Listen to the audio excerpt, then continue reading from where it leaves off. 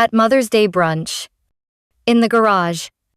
I stumbled on a trash bag, stuffed with unopened gifts and sealed letters I'd given them over the years. My heart sank. I left without a word. By sunrise, their calls wouldn't stop. I used to hope things would change now. I knew better. My name is Lena Carter, and I'm 42 years old. For most of my life, it was just me and my mother, Marianne. We weren't just mother and daughter, we were a team. We had our own little world, made of quiet breakfasts before school, late-night conversations over tea, and shared glances that said more than words ever could. There was no one else. And for a long time, I thought there never would be. That changed the year I turned 34. Mom met Robert Hayes at a community fundraiser. And from the way she lit up when she talked about him, I knew this was different. Within months, they were married. I told myself it was good. Mom deserved happiness, but deep down, I felt the first faint crack in the foundation we had built together. Robert came with a son, Ethan. He was in his early 20s back then, tall and confident in a way that made me feel awkward just standing near him. Overnight, the rhythm of my visits to Mom's house changed. The photos in the living room shifted pictures from their honeymoon. Robert and Mom at dinner parties.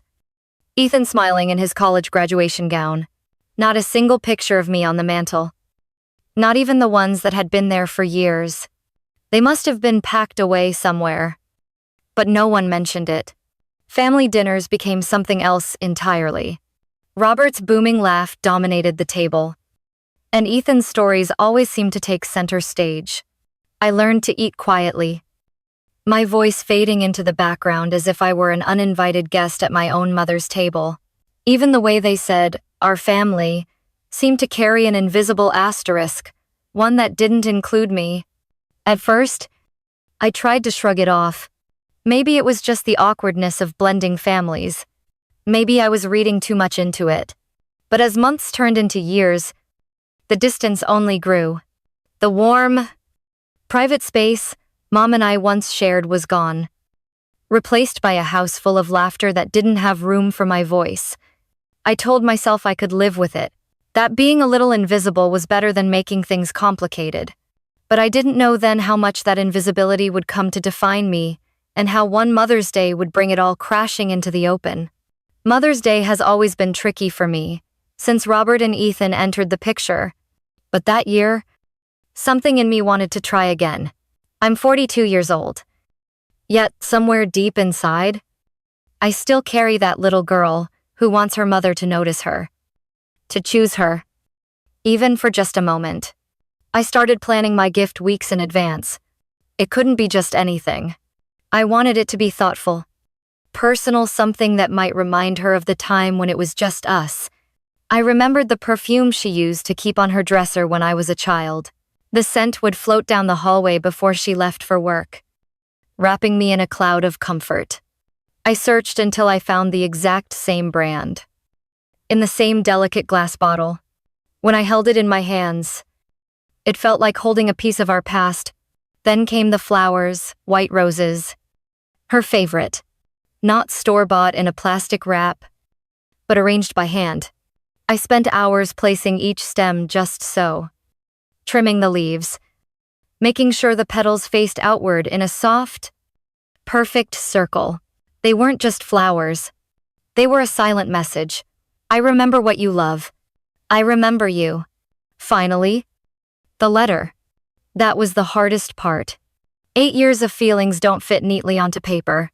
I wrote slowly, letting the words come without forcing them memories. Gratitude. And the ache of how things had changed. I told her I missed us. I told her I still loved her. My handwriting wavered in a few spots, but I left it that way. It felt honest. When it was done, I folded the letter and slipped it into a cream-colored envelope, sealing it with a small sticker shaped like a heart.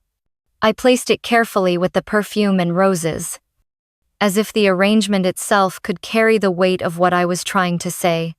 I knew there were no guarantees. Maybe it would go unnoticed. Maybe it wouldn't change anything. But as I looked at the gifts lined up on my kitchen counter, I let myself imagine for just a moment that she might open the letter, read every word, and remember the world we once had, and maybe, just maybe, she would let me back in. The morning of Mother's Day, I loaded the perfume, the roses, and the envelope into the passenger seat of my car, as if they were fragile glass. The drive to Mom's house felt longer than usual, every red light stretching out the space between hope and whatever might happen next. I told myself to keep an open mind, to believe that today could be different. When I pulled into the driveway, I could already hear laughter spilling from the open kitchen window. It wasn't mine, and it hadn't been for a long time. Still, I took a deep breath, balanced the gifts in my arms, and stepped inside. "Lena," Mom said when she saw me in the doorway. Her smile was warm, but brief like sunlight caught between clouds, before she turned back toward the stove. Robert stood beside her, stirring something in a large pot, while Ethan leaned against the counter, holding court with some story that had them both laughing. For a moment, I hovered there, waiting for someone to draw me in. But the conversation rolled on without me. I placed the gifts carefully on the table. Ethan's eyes flicked toward the roses, then to the perfume box. "Nice," he said, his voice dripping with a smirk. "Is that from the clearance aisle?" Or, he trailed off, waiting for me to take the bait. I just smiled, tight and polite, the kind you give to a stranger on an elevator. Mom didn't say anything about the gifts, at least not then. She was busy checking the oven, asking Robert if the rolls were ready. I stood there for a moment, my hands awkward at my sides, before easing myself into a chair near the far end of the table. The rest of the family trickled in. Robert's sister, a couple of cousins on his side, and I became part of the background noise. Plates clinked, voices overlapped, and Ethan's jokes kept the spotlight squarely on him. I laughed when everyone else laughed, nodded when someone glanced my way. But my words felt too heavy to toss into the mix. Every so often, my eyes drifted to the table where I'd left the gifts. The envelope rested between the roses and the perfume, untouched. I imagined Mom picking it up later, maybe after everyone had gone home. She'd read my letter in the quiet, I told myself, and maybe then she'd understand. But as the minutes passed and the noise around me swelled, I could feel that old, familiar ache, settling in again, the one that comes when you realize you're present, but not really there. I stayed in my corner, the chair pulled just far enough from the main cluster of people that I could watch without being part of it.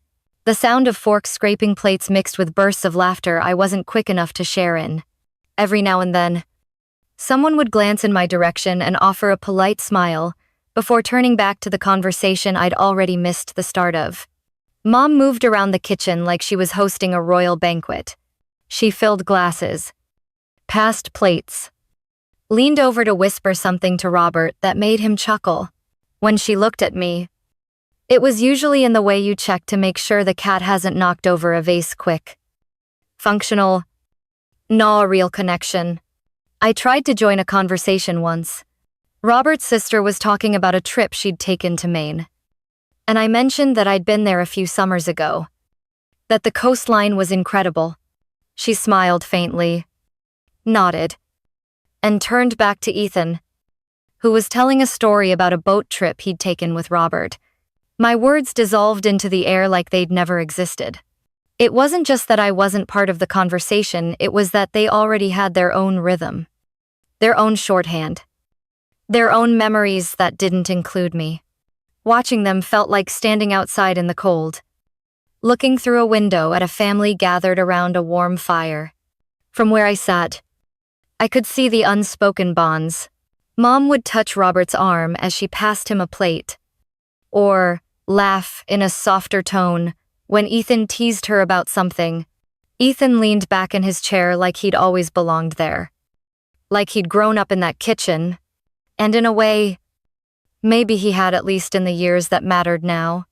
The ache in my chest wasn't sharp anymore. It was dull. Heavy. Like the weight of something I'd been carrying for so long that I'd almost forgotten it was there. I told myself I should be used to it by now. That invisibility had become my role in this house. But that didn't make it any easier to sit there, pretending not to notice how seamlessly they fit together. When dessert was served, I slipped away to the hallway, telling myself I just needed a moment. The noise of the dining room faded behind me, replaced by the faint hum of the refrigerator in the garage.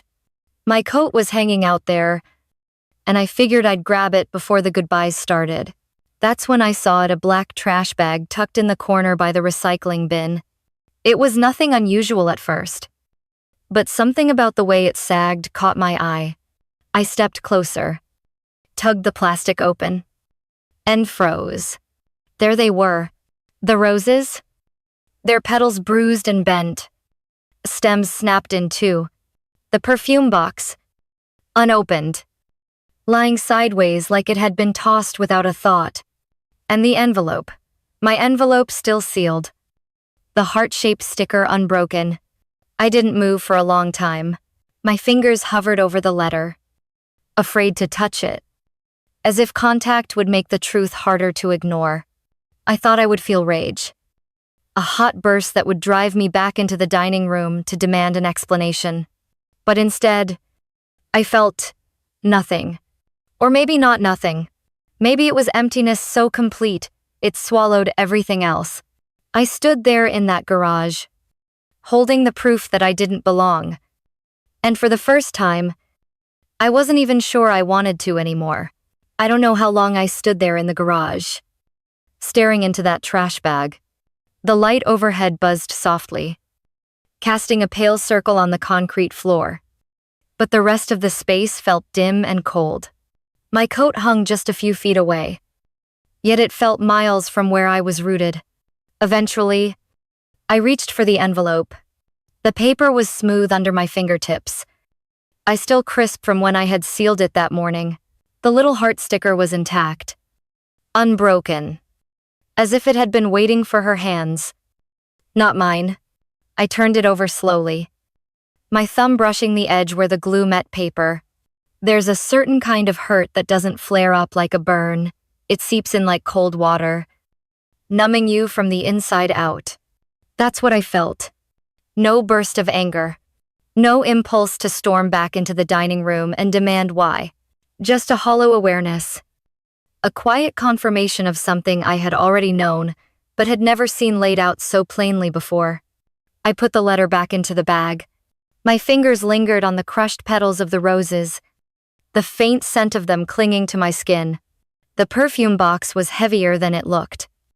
And for a fleeting second, I imagined what it might have been like for her to open it. To remember the years when it was just the two of us. But that moment hadn't happened. And now it never would. I took my coat from the hook and slipped it on, the fabric cold against my arms. My footsteps on the concrete seemed louder than they should have been as I headed toward the door. I didn't say goodbye to anyone. I doubt they noticed I was gone. The cool evening air hit me as soon as I stepped outside.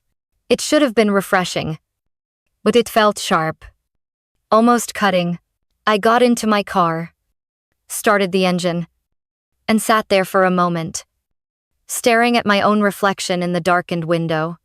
On the drive home, the silence in the car felt heavier than the noise back at the house.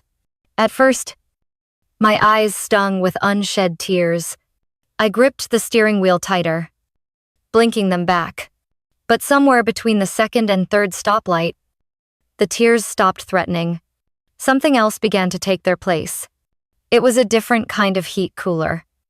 Steadier, the kind of anger that didn't demand shouting or smashing plates. No, this was quieter, sharper, more deliberate.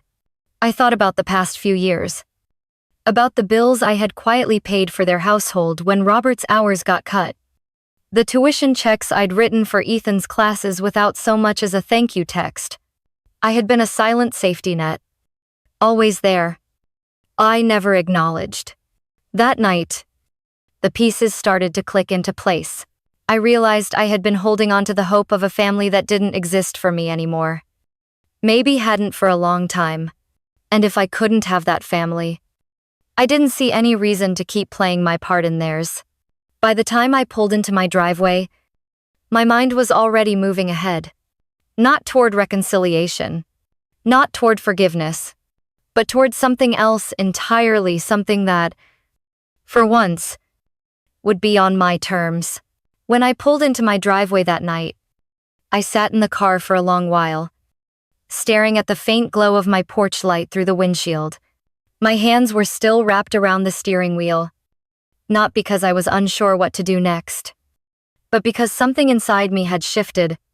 The ache in my chest from earlier had cooled into something far more focused. The drive home had been a slow transformation. At first, my eyes burned and my throat felt tight. The way it does when you're holding back tears.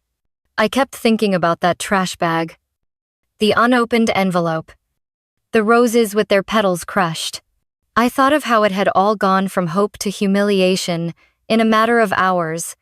But somewhere along the empty stretch of county road just outside town, the tears stopped threatening. A new clarity settled in, crisp and cold, like the first frost of winter. That's when I started remembering, not just tonight, but the years leading up to it, the late-night phone calls when Robert just needed a little help to get through the month. The tuition check I wrote for Ethan after he failed 2 classes and had to retake them, money that vanished from my account without so much as a thank you. The countless small rescues I'd performed, thinking maybe, just maybe, my efforts would matter. They never did. It wasn't even the money. Not really. It was the silence afterward. No acknowledgement. No gratitude. As though my help was an obligation, not a gift. And tonight proved what I had refused to admit for far too long: they would take. And I would give. And nothing would change. So I decided right there in the driver's seat that something was going to change. Just not in the way they expected. My mind began piecing together the first steps. I wasn't going to scream or send a scathing text. That would give them too much satisfaction. Make me look desperate for their attention. No. I wanted them to feel something far more unsettling: confusion, loss, uncertainty. By the time I unlocked my front door and hung my coat on the hook, I already had the first draft of my plan in place. It wasn't about revenge in the way most people imagine it. It was about balance, about returning the coldness they'd shown me, but with precision. I wanted them to know, without a shadow of a doubt, that the safety net they'd taken for granted had disappeared. I poured myself a glass of water and sat at the kitchen table. The house quiet around me. I didn't rush the thoughts. I let them settle in, solidifying into something almost tangible. I could see the sequence clearly. A few small, strategic moves to disrupt their comfort. Each one timed just enough to keep them off balance. It was strange how calm I felt. How certain. The kind of certainty you get when you finally stop waiting for people to change and start changing the way you deal with them. I had played my role in their story long enough. Now it was time to write my own. And it would begin soon. Very soon. The next morning, I woke up with that same icy clarity. It wasn't anger anymore, it was a quiet determination that hummed just beneath my skin. I made coffee, sat at my kitchen counter, and opened my laptop. My fingers hovered over the keyboard for a moment before I signed into my online banking account. The first move was simple, clean. No drama. No explanation. I found the section for scheduled payments and scrolled through the list. There, they were 3 different recurring transfers I had been covering for years. The electric bill at Mom's house, a loan payment in Robert's name, and the car insurance for Ethan's vehicle. I clicked cancel on all of them. It was almost too easy. The bank's confirmation messages popped up one after another. Each one a small victory. I imagined the moment when the first late notice would arrive in their mailbox. The confusion settling in as they realized the invisible hand that had been keeping things afloat, had vanished.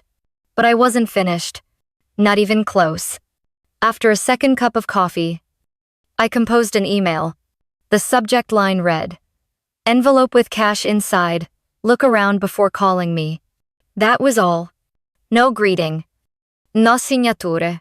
Just enough to stir the pot. I hit send and leaned back in my chair, picturing the scene. Marianne reading it first, her eyes narrowing as she turned to Robert, him frowning, muttering something about me being dramatic. Then the slow rise of suspicion. Was there really an envelope? Had they misplaced it? Maybe Ethan had taken it? The thought of them tearing through drawers, overturning couch cushions, even rifling through the garage, made me smile into my coffee. It wasn't just about the money. It was about control. For the first time in years, I wasn't the one waiting by the phone for a crumb of acknowledgement.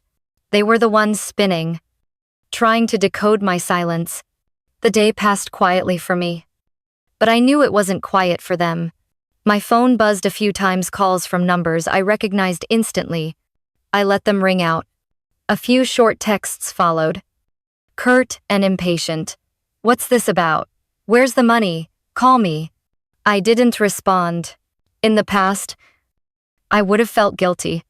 I would have caved within hours. Called back with some half-hearted excuse just to keep the peace. But not now. Now. I felt a kind of satisfaction I hadn't known I was capable of. By evening, I could almost feel their frustration vibrating through the air. Miles away, somewhere in that house, I knew Robert was pacing. Marianne was snapping at Ethan. And the three of them were stuck in a loop of suspicion and blame. It was perfect, and as I washed my dishes and set them in the rack to dry, I realized this was just the warm-up. The first shot across the bow, the real hit, the one they wouldn't see coming, was still ahead. 2 days passed before I made my next move. I wanted the tension to simmer just long enough for them to feel the absence of control. But not so long that they'd start to convince themselves I wasn't serious. On a quiet Wednesday morning, I poured myself another cup of coffee, sat down at my desk, and looked up the contact information for one of Robert's business partners, a man I'd met briefly at a charity dinner a few years ago. I dialed the number, half expecting it to go to voicemail, but he answered on the second ring. "Hello? This is James," he said, his tone polite but brisk. "Hi, James. This is..." I gave my name, and there was a pause as he placed it. "We met at the Langford Gala a couple of years back. I know this is unusual, but I thought it was important you hear something directly from me before it comes from someone else." Huh. I didn't rush. I spoke calmly, almost clinically, recounting the dinner at my mother's house, the way I was treated, the years of financial help I'd given Robert without so much as a thank you. I made it clear that this wasn't about petty family squabbles, it was about character, about how a man conducts himself with the people who've stood by him. James listened. Really listened. There were a few moments of silence on his end. And when he finally spoke, his voice had a weight to it. "I appreciate you telling me this. I'll be honest. We've had our own concerns lately. This just adds a layer I didn't expect." I didn't tell him what to do. I simply said, "If you're going to entrust someone with your time, your money, and your reputation, you deserve to know who they are behind closed doors." Then I thanked him for listening and ended the call.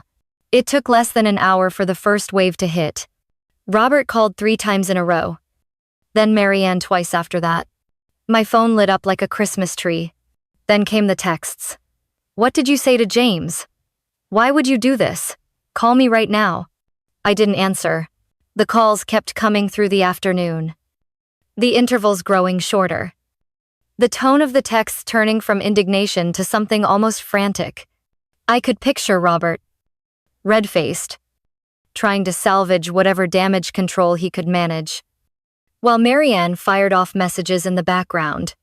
I put my phone on silent and went about my day. I made lunch. I watered the plants. I read a book by the window, while the late summer sunlight stretched across the floor. Every so often, I glanced at the phone screen, just to see the missed call count climb higher. It was almost funny, in a dark way. For years, I had been the one chasing scraps of acknowledgement from them. Now, they were the ones pounding at a closed door, and I had no intention of opening it.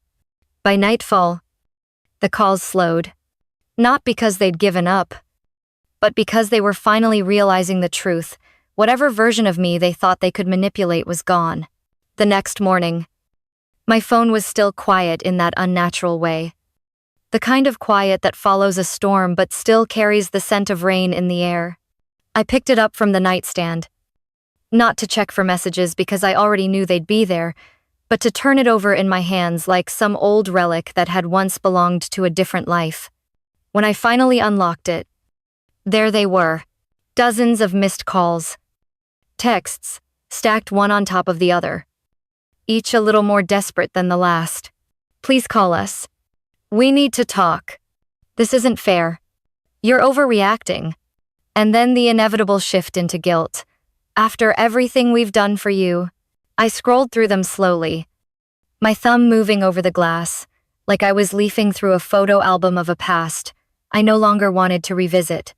My chest didn't tighten. My hands didn't shake. That surprised me. I'd expected at least a flicker of the old habit, the reflex to explain myself, to soften the blow, to keep the peace at my own expense. But it wasn't there. Not anymore. I set the phone face down on the table and made coffee. The smell filled the kitchen, warm and grounding, and I realized I hadn't had a single cup in peace at that house in years. There had always been someone talking over me, someone needing something, someone turning my presence into a chore. Now, it was just me. The quiet hum of the coffee maker, and the faint sound of birds outside. I went for a walk in the neighborhood. The air was crisp. The kind of late summer morning that still clung to the warmth of August, but hinted at September's cool edge. I passed a neighbor who waved. And I waved back without thinking. For the first time in a long time, I didn't feel like I was walking with a weight strapped to my back. The silence from my end wasn't passive. It was deliberate. I wasn't ignoring them to hurt them. I was ignoring them because I finally understood that answering would cost me something I could no longer afford to give. I had spent years trading my peace for the illusion of belonging. Years, hoping that if I tried hard enough, gave enough, bent far enough, I might eventually be let into the inner circle of my own family. That morning, I realized the circle was never meant for me, and I didn't want in anymore. Around noon, my phone buzzed again on the counter. I glanced at it out of habit. Another text from Marianne. Can't you just pick up? We're family. I almost laughed. That word family had been their shield and their weapon, pulled out whenever it suited them, whenever they needed something from me. But family without respect is just a word. And I was finally done letting it dictate my choices. I left the phone where it was and went back to folding laundry. The soft rhythm of the task was almost meditative. Shirt, fold, stack, towel, fold, stack. Each movement felt like clearing another inch of mental space they had occupied for far too long. The afternoon light shifted across the living room, and I sat in my favorite chair with a book. I read 3 chapters without once glancing at the phone.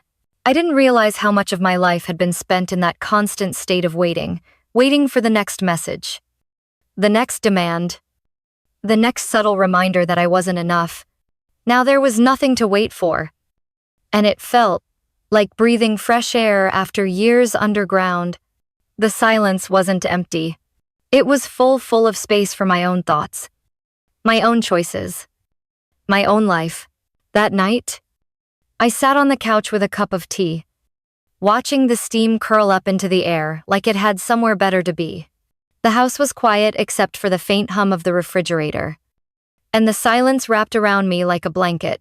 But in that stillness, a question crept in. Was I being too harsh? It wasn't the first time I'd asked myself that. For years, I'd been conditioned to see any boundary as cruelty, any act of self-preservation as selfishness. That voice in my head, half my own, and half theirs, whispered that maybe I was making a mountain out of a molehill, that maybe if I just called, we could smooth things over. But then another thought came, sharper, steadier. Smooth things over for who? Because I knew how the script would go. They'd say just enough to make me feel guilty, then pivot to their needs, their priorities, their comfort. I'd hang up the phone, feeling like I'd swallowed a stone, and nothing would change, except that I'd once again traded my peace for their convenience. I thought about all the times I'd put myself second or 10th, just to keep the peace. The birthdays I'd spent in the kitchen while they laughed in the other room. The Christmases where my gifts sat unopened while theirs were paraded around. The conversations where my words dissolved into thin air before they reached anyone's ears. Peace, I realized, had always been the performance they demanded from me. Not peace as in mutual respect, but peace as in, don't rock the boat. And I'd been performing for so long, I'd almost forgotten there was another way to live. That night, I stopped asking whether I was being too harsh. I reframed the question. Am I protecting my well-being? And the answer came easily. Yes. Without hesitation. Yes. The decision wasn't loud. It didn't come with a dramatic speech or a slammed door. It was quiet. Like the closing of a well-oiled lock. I felt it click into place somewhere deep inside me. I no longer needed their approval to feel whole. I no longer needed to prove my worth through endless acts of service. Through bending until my spine ached. I didn't need to win them over anymore. The texts kept coming for a few more days, but they grew shorter, less urgent. The calls trickled down. Eventually, the silence stretched out so far that I could barely remember the sound of Marianne's voice.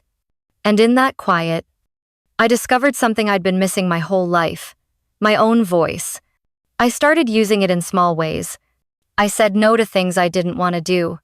I chose how to spend my time without running it through the filter of, what will they think?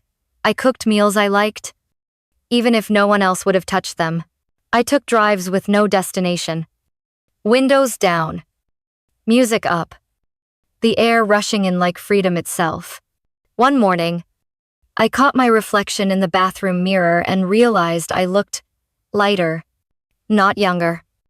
Not different exactly, but unburdened. My eyes met my own. Steady and clear. That's when I knew I'd made the right choice.